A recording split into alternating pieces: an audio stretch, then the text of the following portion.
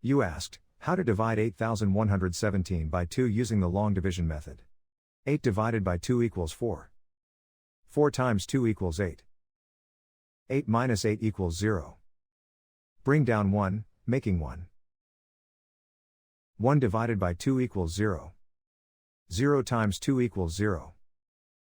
1 minus 0 equals 1. Bring down 1, making 11.